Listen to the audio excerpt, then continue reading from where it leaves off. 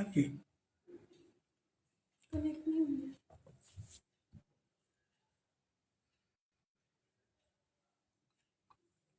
साथियों नमस्कार। जय श्री राम, जय हनुमान जी की। मैं मनोज पांडे छत्तीसगढ़ से, बुलंद छत्तीसगढ़ का संपादक हूँ। छत्तीसगढ़ में इन दिनों पुलिस का आतंक काफी तेजी से फैल गया है। यहाँ पे जितने भी लोग हैं, जो भी कुछ भी अगर सरकार के भ्रष्टाचार को या सरकार से कोई लग रहा है कि कुछ उससे सहमत नहीं है, तो उनको दबाने कुचलने की पूरे प्रयास की जाती है। अब चूंकि मेरा पेपर का काम है, न्यूज़पेपर का, मैं तो जहाँ जहाँ भी करप्शन होता है, खासकर जनसंपर्क विभाग में, उनके बारे में लिखता पढ़ता रहता हूँ और बराबर कुछ न कुछ लिखता हूँ। और अब मैं तो सबसे पहले ये आप लोगों से बता दूं कि मैं सबसे पहले आप डॉक्टर राज शेखावत जी को बहुत बहुत धन्यवाद करना चाहता हूँ, जिन्होंने मेरे को लाइव किया है अपने पेज में।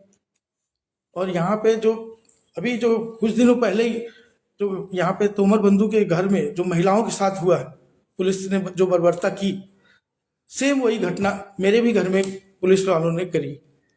रात के 1 बजे आकर के मेरे घर में, जबकि मैं उस दिन घर पे नहीं था, न ही मेरे खिलाफ कोई FIR न कुछ, और रात 1 बजे आकर के घर का दरवाजा पीटते हैं। कम से कम 15-20 लोग आते हैं और पीटने के बाद जब ऊपर से महिलाओं, हमारे मिसेस ने पूछा, बच्चियां थी 3 मेरी और मिसेस थी, सब इन लोगों ने पूछा कि क्या दिक्कत क्या है, कौन है आप लोग। सब सादे वर्दी में थे, मुश्किल से 2 या 3 लोग बताते हैं ये लोग कि ड्रेस में थे, बाकी सभी लोग 15-20 लोग जो भी थे सब सादे वर्दी में आए हुए थे। और वो लोग बोलते हैं आप दरवाज़ा खोलिए, मेरे को मनोज पांडे से मिलना है, उनको लेके जाना है। मुझे क्या बात है, तो बोले कि नहीं आप लोगों ने क्या वीडियो नहीं देखा, जैसा भी उन लोगों ने किया। जब ये लोग मना करें कि नहीं दरवाज़ा नहीं खोलेंगे, 1 बज रहा है अभी रात में, तो बोले कि नहीं दरवाज़ा नहीं खोलेंगे तो हम लोग तोड़ देंगे दरवाज़ा। और वही किए लास्ट में, कि उन्होंने 15-20 मिनट तक बोला। उसके बाद जब ये लोग नीचे आकर के उनको समझाया कि कोई घर में आदमी नहीं है, हम ही लोग हैं, बस 90 साल के हमारे पिताजी हैं, तो वो इसके बाद भी नहीं माने और दरवाजे को तोड़ करके घर में घुस गए। उसमें से इन लोगों का कहना जैसा है, बताया कि शराब के नशे में भी थे कुछ लोग, केक सर पे लगाए हुए थे, सब शायद कहीं बर्थडे पार्टी मना करके आए थे। और घर में घुसने के बाद एक एक कमरे में, ऑफिस में, रूम में, हमारे बेडरूम में, पिताजी के कमरे में, भगवान के रूम में, सब जगह जूता पहने हुए और मतलब पूरा आतंक मचाया। यहाँ तक कि DVR भी छीनने की कोशिश किए, बहुत ही मिसबिहेव किए घर वालों के साथ, बहुत बर्बरता की। तो मैं यही बताना चाह रहा हूँ कि अब जब प्रदेश में पत्रकार का परिवार या पत्रकार ही सुरक्षित नहीं है, तो हम जनता के बारे में क्या बताएं। सरकार में असल में सरकार की तकलीफ कहाँ हो रही है कि बहुत जरूरत से ज़्यादा जो मुख्यमंत्री हमारे हैं, बहुत जरूरत से ज़्यादा सीधे और सरल हैं, और उसी का नाजायज फायदा ये अधिकारी लोग उठा रहे हैं। यहाँ पे खासकर मैं जनसंपर्क के बारे में बात करूंगा कि इन दिनों ऐसा भ्रष्टाचार वहाँ चल रहा है कि जो मर्जी आ रहा है, जो उनके भ्रष्टाचार को उजागर करे, जो भी पत्रकार, तो पेपर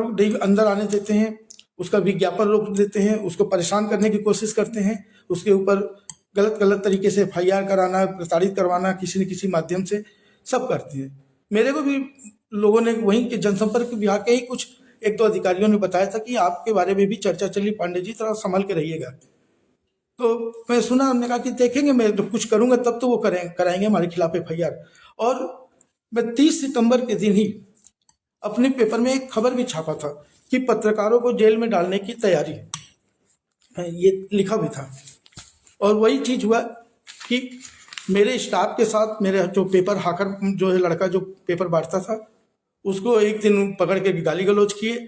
दूसरे दिन जब वो गया तो उसको पकड़ करके उसका गर्दन दबाए, उसको मारने पीटने लगे, और उल्टा और 3-4 लोगों के साथ के नाम से, मतलब अज्ञात करके उन्होंने 4 लोगों के नाम से FIR भी करवा दिया थाने में।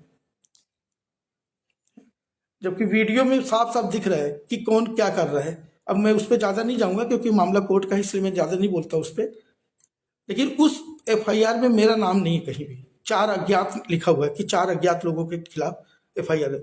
लेकिन उसी रात में पुलिस मेरे घर आती है 1 बजे रात में, दरवाज़ा पीटती है, दरवाज़ा तोड़ती है और घर में घुस जाती है मेरे को खोजने के लिए। उस दिन संजोग अच्छा था कि मैं घर में नहीं था।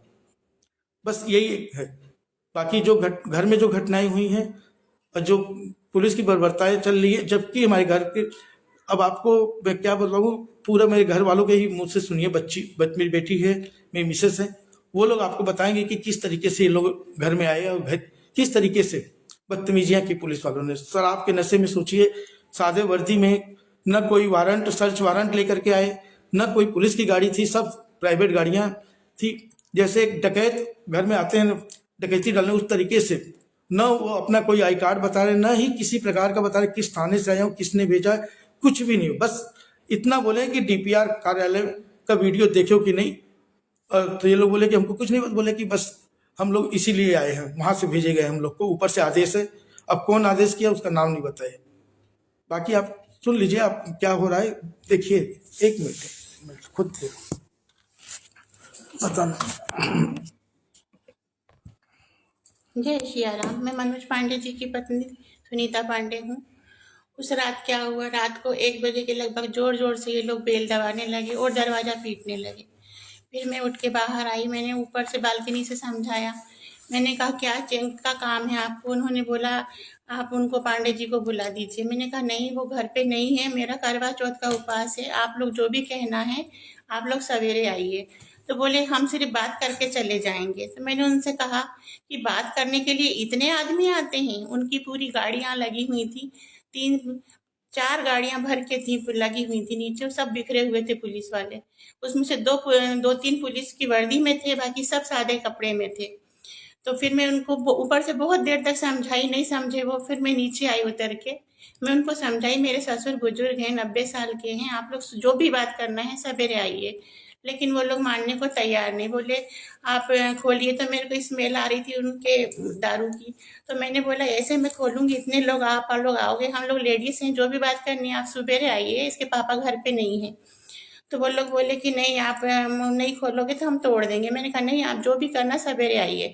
नहीं माने, उन्होंने दरवाज़ा किसी रॉड से तोड़ दिया। फिर तोड़ के अंदर सब के सब एकदम झुंड के झुंड घुसने लगे और सब बिखर से गए, कोई इधर कोई उधर। तब तक मेरी छोटी बेटी भी आ गई। उसने मेरे को मतलब मेरा हाथ ऐसे दरवाजे पे था तो उसने मेरे हाथ को बचाने की कोशिश की, तो उसके भी हाथ में चोट लग गई और ब्लड आ गया। तो क्या कहते, बच्चे मेरे घबरा गए, कँपने लगे बच्चे। उस बीच मेरे बच्चे कँपने लगे। उसके बाद ये लोग क्या करें, पूरे घर में छानबीन, मेरे ससुर को उठा के बैठा दिए। वो 90 साल के हैं, जबकि वो अपने हाथ से कुछ भी नहीं कर सकते। जैसे लेट बात भी वो अपने हाथ से नहीं कर सकते। ये लोग उनको उठा के बैठा दिए। फिर ऊपर में गए तो पूरा वो एकदम किचन के लिए पीछे लग गई, इसको दरवाज़ा खोलो नहीं तो तोड़ना पड़ेगा। तो मैंने उनसे कहा, मैंने कहा आपको क्या देखना है ये बताओ। तो बोलते हैं कि नहीं हम सबको देखेंगे, एकदम चिल्लाने लगे जोर जोर से। तो फिर मैंने दरवाज़ा बच्ची से खुलवाया। फिर वो लोग पूरे हॉल में, भगवान रूम में सब दूर जूते से जाने लगे। मैं उनको मना भी करी कि मेरा भगवान रूम की तरफ जोत जलता है, मत जाओ सिर्फ जूते से, लेकिन वो लोग, हम लोग ऐसे ही करते हैं और ऐसे ही आते हैं, आप नहीं बुलाओगे पांडे जी को तो हम रायपुर की पूरी पुलिस इकट्ठी कर लेंगे। उसके बाद वो लोग एक एक अलमारी सब और डीपीआर वहाँ डीवीआर से छेड़खानी करने लगे, एक लेके जाएंगे। मैंने उनको मना किया, मैंने कहा मेरे ससुर नीचे रहते हैं, मैं डीवीआर नहीं ले जाने दूंगी, मैं उनको कैसे देखूंगी, मैं अकेले रहती हूँ बच्चों के साथ, इसके पापा बाहर रहते हैं तो मेरे लिए ज़रूरी है। तो उन्होंने क्या करा, एक ने मेरा हाथ मसका और चूड़ी तोड़ दी। मेरे को हटाने के लिए मेरी बच्ची बीच में आई तो उसको फिर घाव लग गया। तो फिर क्या कहते हैं, इस तरह से उन्होंने बहुत परेशान करा, पूरे घर में घुस के एक एक चीज लेके, और मतलब कि 2 घंटे 3:30 बजे के लगभग वो लोग फिर एकदम परेशान कर दिए। फिर मेरे बच्चे बहुत डरे सहमे थे। उसके बाद फिर वो लोग गए हैं। बच्ची ने पूछा आप लोग कहाँ से आए तो बताइए। तो उन्होंने बोला कुछ हम लोग है ना यहाँ डीडी नगर थाने से हैं, हम लोग ऐसे ही आते हैं। मैंने पूछा कोई वारंट है आप लोग के पास? तो उन्होंने कहा कि नहीं हम लोग ऐसे ही आते हैं। वो लोग हमसे पूछ रहे थे आपके पास कोई वारंट है? तो क्या कहते हैं, मैंने कहा हमारे पास कुछ नहीं है। तो क्या कहते हैं, मैंने उनको बार बार पूछा, मैंने कहा इन्होंने करा क्या है जो आप लोग इस तरह से बोले, वही संवाद वाला वीडियो आपने नहीं देखा? तो मैंने कहा उसमें तो ये है ही नहीं कहीं पे, मेरे को दिखे ही नहीं है कहीं पे संवाद वाले वीडियो में। तो फिर भी वो लोग है ना अपनी मनमानी करके हल्ला मचा के उल्टा पुल्टा वो जो उनको समझ में आए वो सब शब्दों को यूज करके मालूम बदतमीजी करके लेट बात सब एकदम परेशान कर दिया। कि अलमारी अलमारी अलमारी सब छान के इस तरह से बहुत ज्यादा इन लोग यदि ये मेरे को ये समझ में नहीं आया ये पुलिस वाले थे कि डाकू थे डकैत थे क्या थे। इनके ऊपर क्या कोई है नहीं, इनको कोई किसी का डर नहीं है, इनके ऊपर भी कोई बैठा है और इनको भी सजा मिलेगी और मिलना चाहिए। मेरा यही कहना है, यदि आप लोग साथ नहीं दोगे तो कैसे चलेगा। मेरी सबसे विनती है कि आज मेरा घर है, किसी दूसरे का घर ना हो, इसके लिए आपको सबको एक साथ होना पड़ेगा और आवाज उठाना पड़ेगा। रही तोमर बंधु की बात, तो उनकी मिसेस बार बार ये बात को बोल रही है कि मेरे संग गलत हुआ, तो उसको कोई नहीं मान रहा है। अरे आंसू किसी औरत के ऐसे ही नहीं निकलते हैं, जब ऊपर बीतती है ना तब एक आंसू निकलता है, मालूम ऐसे ही नहीं कोई औरत चिल्ला चिल्ला के बोलती है। इसीलिए सबका एक साथ होना, एकजुट होना, कम से कम आदमी ने जो करा वो हमें नहीं मालूम, लेकिन औरत और बच्चों के संग ऐसा गलत होगा और आप लोग नहीं उठेंगे साथ में, एक साथ नहीं होंगे तो ये एकदम गलत है। पर है ना, इसमें आपका भी तो जमीर है। जो लोग नहीं बोल रहे हैं, जो चुप बैठे हैं, उनसे भी मेरी सिफारिश है कि कल आपका घर भी हो सकता है, इसीलिए एकजुट होना बहुत जरूरी है। आपको एक साथ होना पड़ेगा और सबके ऊपर बैठा है वो ऊपर वाला न्याय देने के लिए है। आज हम इससे डरेंगे कि ये हमें कुछ कर देगा, अरे इससे बड़ी घटना क्या होगी जब किसी औलाद के ऊपर बीतती है। जब औलाद पे बीतती है ना तो माँ का कलेजा निकल जाता हैगा। और इन लोगों ने ना मेरे बच्चों के संग करके यही काम करा है। बस मैं आपसे इतने कहूंगी कि इनको सजा जरूर मिले और आप लोग सब एकजुट हो। जय श्री राम। ये है मेरी बेटी वंशिका पांडे। नमस्कार आप सभी को। मैं मनोज पांडे जी, बुलंद छत्तीसगढ़ के संपादक मनोज पांडे जी की बेटी हूँ। वंशिका पांडे नाम है मेरा। उस रात यानी कि 10 अक्टूबर की रात क्या हुआ, अचानक से 1 बजे रात को हमारे यहाँ गेट को ज़ोर ज़ोर से खटखटाने लग गए। ज़ोर ज़ोर से बेल दबाई जा रही थी। उस वक्त पे हम सिर्फ मैं, मेरी मम्मी और हमारी 2 बहनें और हैं, हम 3 बहनें, मम्मी और हमारे दादाजी ही मौजूद थे घर पे। मम्मी ने ऊपर से बालकनी से पूछा निकल के कि आप लोग कौन हैं, क्यों आए हैं, क्योंकि सभी के सभी लगभग सादे वर्दी में थे, सिर्फ 2-3 ही लोग पुलिस की वर्दी में थे। वो लोग ऊपर से आने पूछने लगे आप लोग कौन हो, हमारे बारे में पूछने लग गए और पांडे जी कहाँ हैं, पांडे जी को बुलाइए करके। तो हमने बताया कि इस वक्त अभी पापा घर पे नहीं है, आप लोग को जो भी बात करनी है। हमने बड़ी ही इज्जत से बड़ी अच्छे से बोला उनसे कि आपको जो भी बात करनी है आप सुबह आके बात कर लीजिएगा। तो भी वो नहीं माने कि नहीं आप लोग नीचे आके बात करो। हमने कहा कि इस वक्त पे हमारे घर पे कोई भी जेंट्स नहीं है, हम सिर्फ लेडीज़ हैं, तो हम किस वक्त पे कैसे नीचे आ जाएं। तो वो भी नहीं माने। उस दिन मम्मी का करवा चौथ का व्रत भी था, फिर भी नहीं माने, बोले कि नहीं आप लोग नीचे जाके बात करो। फिर हम जब मम्मी और मेरी छोटी बहन नीचे भी जाके उनको समझाने की कोशिश की कि इस वक्त पे हम ताला नहीं खोल सकते क्योंकि हमारे घर पे कोई मौजूद नहीं है जेंट्स, और ये कोई टाइम नहीं होता किसी के घर आने का, किस तरीके से किसी से बात करने का। तो भी बोलते नहीं खोलो। काफ़ी सारा बदतमीजी के बाद उन्होंने कहा कि आप खोलो वरना हम गेट को तोड़ देंगे। 15 से 20 मिनट वेट करने के बाद उन्होंने कटर से गेट को तोड़ दिया और झुंड के झुंड 15 से 20 पुलिस वाले सीधे अंदर घुस आए। उसमें से आधे से ज़्यादा लोग बिना वर्दी के थे।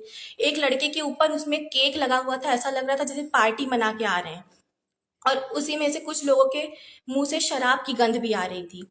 लगातार पूरा का झुंड, हमारे दादाजी नीचे रहते हैं, उनके रूम में घुस पड़े। सब दूर तलाशी लेने लग गए। हम तो कुछ एक जगह थे, बाकी सबके सारे पुलिस वाले बिखर गए।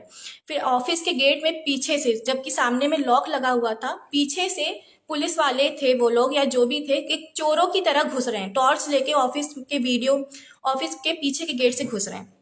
उसके बाद फिर ऊपर आए, हमारे घर की तलाशी लेने लग गए। वो तो इतने सारे थे, हम तो 4 ही लोग थे उस वक्त घर पे। तो फिर हॉल में, किचन में, पर्सनल बेडरूम में बाकायदा अलमारियां खोलने लग गए। पर्सनल चीज़ें रहती हैं अलमारियों में, उसके बाद भी अलमारी खोल के सब जगह तलाशी लेने लग गए, जोर से तोड़ रहे हैं। फिर डीवीआर के साथ छेड़खानी करने लगे कि डीवीआर खोलो, डीवीआर का पासवर्ड बताओ, हम डीवीआर लेके जाएंगे। हमने कहा हम डीवीआर नहीं ले जाने देंगे क्योंकि हमारे दादाजी नीचे रहते हैं, उनके लिए लगा हुआ है। फिर भी वो नहीं माने कि नहीं हम तो डीवीआर लेके जाएंगे, या तो पासवर्ड बता दो। हमने कहा अगर आपको डीवीआर लेके जाना है तो आप हमें लिखित में दीजिए कि आपको डीवीआर लेके जाना है, तो भी वो नहीं माने। फिर बोलते हैं कि फिर आखिर में उन्होंने डीवीआर को नहीं किया, लेकिन डीवीआर के साथ छेड़खानी की। उसके बाद हमने पूछा भी उन सब पुलिस वालों में, बता दूं कि सारे पुलिस वाले मेल थे, उन्होंने सिर्फ एक ट्रांसजेंडर अपने साथ लाया था। उनमें एक भी महिला पुलिस नहीं थी, ना ही उनके पास सर्च वारंट था, ना ही नोटिस थी।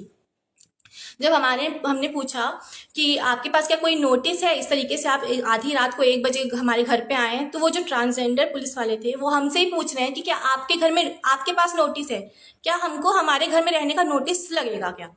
इस तरीके से वो लोग सवाल कर रहे हैं। और मैं बता रही हूँ सारी घटना का वीडियो हमारे पास मौजूद है। ये देखिए। मैडम नोटिस मत पूछिए, हम लोग क्या आपको जो बोल रहे हैं वो प्लीज सही ये बता वीडियो यहाँ पर मैडम नोटिस मत पूछिए, हम लोग क्या आपको जो बोल रहे हैं वो प्लीज सही। फिर इस तरीके से मम्मी की चूड़ियां तोड़ी गई।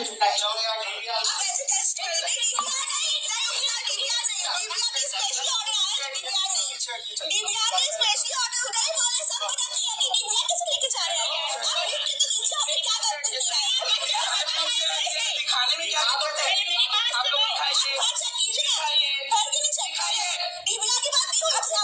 लोग साइड हो गया यार, क्या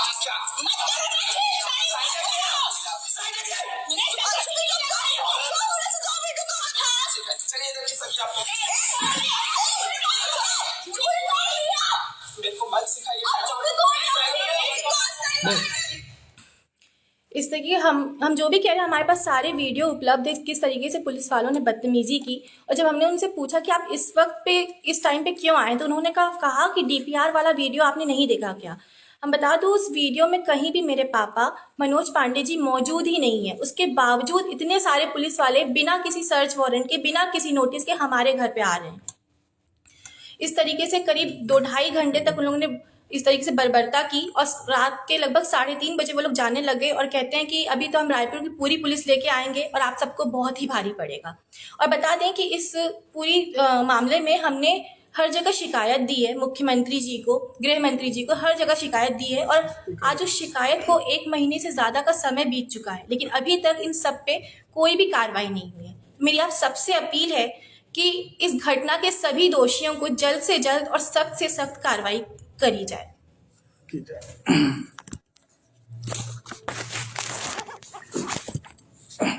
देखिए, आप लोग सुने, ये स्थिति है छत्तीसगढ़ में।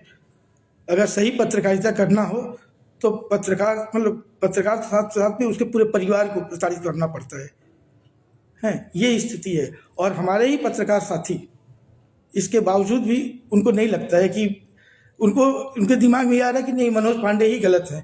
जबकि अरे भैया, आप कलम नहीं चला सकते तो शांत तो बैठ जाओ यार। कम से कम आप लोग मालूम है कि आपको कहीं ना कहीं से दबाव है, प्रेशर है, कभी विज्ञापन का प्रेशर होगा, जिस संस्थान में आप काम कर रहे हो वहाँ का प्रेशर होगा। मैं सब समझता हूँ, मैं भी समझ रहा हूँ, लेकिन इतना तो मत करो कि कम से कम चलो मेरे बारे में मत लिखो, लेकिन जो घर की घटनाएं, जो वीडियो जो देखे हो आप लोग, उस पर तो 2 लाइन लिख देते, तो वो नहीं लिख पाओगे। और उल्टा सरकार के सिर्फ चाटुकारिता करोगे, कहाँ तक चलेगा यार। देखो, मैं तो झेल लेता हूँ, मैं तो झेल लूँगा, ये भी बता रहा हूँ, आगे भी झेल लूँगा। हम डरने वाले नहीं है, क्योंकि मैं तो जिस दिन से पेपर चालू किया उस दिन से सोच के रखा हूँ कि ये सब तो होती रहेगी, और हो भी रही है। सरकार चाहे किसी की भी रहे, ऐसे ही करते हैं ये लोग। पुलिस प्रशासन की को इतना सा मिल जाता है ऊपर के अधिकारियों से, खासकर जिस भी विभाग के बारे में लिखेंगे तो कहीं ना कहीं से वो दबाव आता ही है। लेकिन हम तो झेल लेंगे, पर आप लोग सोचो अपने बारे में। और अब तो मैं अकेले नहीं हूँ, अब तो हमारे घर में हमारे 4 जो है ना, मिसेस और 3 बच्चे, अब सभी पत्रकार बन चुके हैं। अब तो सबका कहना है कि अब लड़ाई लड़ेंगे और अच्छे से लड़ेंगे। इसलिए ये ध्यान मत रखना कि मनोज पांडे बहुत कमज़ोर हो जाएगा या ये सब पुलिस भेज करके ये लोग हम लोग को दबा देंगे, असंभव है। कभी सपने में भी मत सोचना आप लोग। और खासकर जनसंपर्क के लोगों को बता रहा हूँ, जनसंपर्क विभाग के अधिकारियों को, वो खासकर वो भी उन भ्रष्ट अधिकारियों को बताना चाह रहा हूँ कि समझ लो कि तुमको तुम्हारे तो एक भ्रष्टाचार को उजागर करूंगा। अभी तक पेपर कैसा चला कैसा नहीं, लेकिन असली पत्रकारिता तो अब शुरू होगी। तो आप लोग ये सोच लो कि मनोज पांडे दब गया, शांत हो गया, ये करके पुलिस भेज दिया हूँ या दोबारा और उसको घेर दूंगा। वो आप अपने हथकंडे अपनाते रहना, ऐसे बहुत अपनाते ही रहते हो। अभी तक कुछ होने वाला नहीं है। अपने आप को देखो, सुधर जाओ आप लोग। लेकिन क्या बोलूँ उसके बारे में आप लोग को, जैसा कि बहुत अच्छा किए, जो परिवार के साथ मेरे गुजरा है उसको तो मैं भूल नहीं पाऊँगा। हैं बाकी ठीक है, तो मैं सभी को ये चाहूँगा कि देख कर लो, पत्रकार कम से कम अपने पत्रकार साथियों को भी करता हूँ कि आप सोचिए समझिए और कुछ न कुछ लिखिए। अगर नहीं लिखेंगे ना तो ध्यान रखना कि बहुत बचने वाले आप भी नहीं हो, या तो फिर ज़िंदगी ऐसे ही गुजारते रह जाओगे शिव जी हुजूरी में, और आप देख भी रहे होगे कि क्या स्थिति हो गई होगी आप लोग की। और एक चीज़, हाँ एक चीज़ और बता रहा हूँ, जिस तारीख को ये FIR करवाया है, या जिस दिन मेरे घर पुलिस भेजी इन लोगों ने, जबकि मेरा नाम तो नहीं है FIR में, लेकिन जिस दिन पुलिस भेजी 9-10 की रात में, मतलब 9 की रात 10 की भोर सुबह 1 बजे, उस दिन सरकार ने पूरे मीडिया को पहले तो विज्ञापन जारी किया। कम से कम मेरे को जहाँ तक लग रहा है करोड़ों रुपए का विज्ञापन जारी हुआ टोटल है। पहले विज्ञापन जारी किया शासन ने, उसके बाद जो वहाँ के कुछ लोगों ने मेरे को बताया कि कई मीडिया संस्थानों में फ़ोन करके विज्ञप्ति भेजे कि इसी को छापना है आप लोग को, वैसा करवाया। और उसके बाद संवाद कार्यालय में, यानी जनसंपर्क विभाग के जो संवाद कार्यालय है जहाँ बैठते हैं, वहाँ रात के 12-11 बजे तक मीटिंग की। मीटिंग करने के बाद तब ये डिसाइड किया कि नहीं, पहले मनोज पांडे को उठाओ, तो इसी में इनको रगड़ दो, इसी में इनको फंसाओ कैसे भी करके। तो उसके बाद 1-1:30 बजे रात में मेरे घर पे पुलिस भेजी इन लोगों ने। खैर आप अपना, आपको बहुत अच्छा लगा किसी के परिवार के साथ खेल करने में, भेजने में पुलिस, ऊपर वाला बहुत है, वो दिन दूर नहीं जब किसी तरीके से आपके साथ भी होगा। बाकी मैं पत्रकार साथियों के बोलूँ, ये मैं आप लोग के लिए नहीं बोल रहा हूँ, ये अधिकारियों को चेतावनी दे रहा हूँ कि आप लोग जिस तरीके से भ्रष्टाचार कर रहे हो और जिस तरीके से लग रहा है कि मेरा कुछ नहीं होगा, तो ऐसे बहुत सारे थे। सौम्या चौरसिया भी अभी वैसे ही, उनकी भी तूती बोलती थी किसी समय में कांग्रेस के शासन में। लेकिन आज देखो कितने IAS अधिकारी हैं जो 1000 करोड़ का भ्रष्टाचार किए, उन लोग की क्या स्थिति है, और भी लोग, वही स्थिति आपकी भी होगी, बहुत जल्दी होगी, देखना है। बाकी मैं सभी लोगों से बोलता हूँ कि सपोर्ट करें, जितना बन सके आप लोग जैसे भी हो आप सपोर्ट करें, क्योंकि अगर नहीं करेंगे तो आज नहीं कल, आज मेरा नंबर है, कल आपका भी होगा। यही पत्रकारिता को कुचलते हुए शासन को देर नहीं लगती है। अगर एकजुट नहीं होंगे तो ख़त्म होते रहेंगे, ऐसे धीरे धीरे आप लोग के साथ भी होगा। और मैं तो संभाल लूँगा, ये ध्यान रखना, मेरे को कोई दिक्कत नहीं है, मैं अपने परिवार को संभाल लूँगा। और मैं सरकार से लड़ने की मेरी ताकत है, मैं लड़ भी लूँगा, मैं इनसे डरने वाला में से नहीं हूँ। बाकी एक बात करना है, सही हमेशा सही रहता है और गलत हमेशा गलत रहता है, ये तो आप सब जानते हो। उस बीच में बहुत बड़ी समस्या में थी, इसके बाद भी एक अखिल अंसारी मेरे भाई बन के खड़े हुए मेरे सामने, और कुछ पत्रकार भाइयों ने भी मेरा साथ दिया, उनका मैं धन्यवाद करती हूँ। इसी तरह मैं और भी लोगों का सपोर्ट चाहती हूँ कि सही की राह कभी गलत नहीं होती है। और जिस दिन से ये पुलिस वाले जितने आए हैं मेरे घर में, मैं इनको खुला चैलेंज करती हूँ, इनको रातों की नींद उड़ी होगी, क्योंकि इनको ना ऊपर वाला नहीं सोने देगा और ना ये सो पाएंगे, क्योंकि ये गलत थे और हम सही हैं। इसीलिए आज हमारे अंदर इतनी शक्ति है कि हम ये बोल पा रहे हैं, और ये बोल नहीं सकते, मुंह छुपा के घूम रहे होंगे।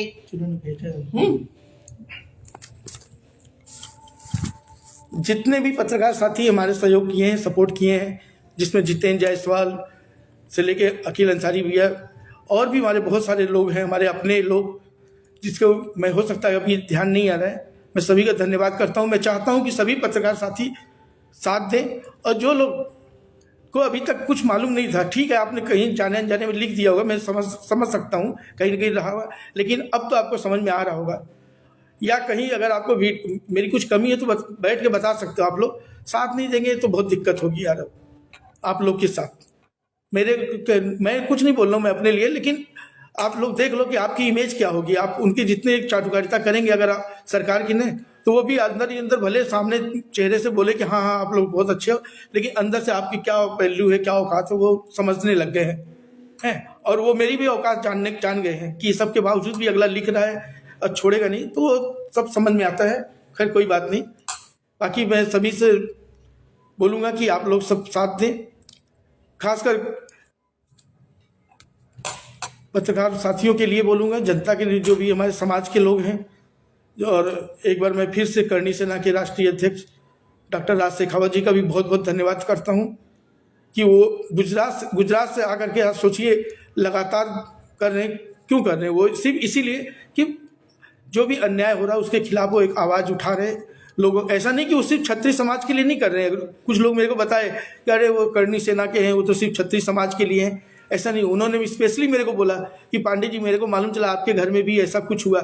तो मैं आपका तो उतना नहीं बोलूँगा, लेकिन आपके घर में जो हुआ है उसके लिए मैं ज़रूर एकजुट होऊंगा। मैं एक आवाज़ उठा रहा हूँ और वो ऐसे कई समाज के लोगों के लिए भी लगे हुए हैं। और उनका कहना है जो भी पीड़ित हैं, जो भी प्रताड़ित हैं, पत्रकार साथी हों या और भी जो समाज के, वो सब मिलें, संपर्क करें और सबकी आवाज़ उठाएंगे। और जब तक एक होकर के नहीं करेंगे तो सरकार तो ऐसे ही, क्योंकि सरकार में मुख्यमंत्री के जो इस समय स्थिति है, वो चूंकि इतने सज्जन है कि उनको ये जो अधिकारी, उनके इर्द गिर्द जो अधिकारी हैं, वो उनके सज्जनता का, सीधेपन का, सरलपन का एकदम फायदा उठा रहे हैं वो लोग। और उनको आभास नहीं हो रहा कि क्या हो रही है। आज चुनाव हो जाएगा तो आज सरकार बहुत बुरी स्थिति में चली जाएगी। खैर, उससे अपने को, अपन राजनीतिक लोग नहीं है कि अब हम चुनाव की बात करें, लेकिन एक बात बता रहा हूँ आप लोग को। ठीक है साथियों, मेरे से जितना बन सका मैं बताया।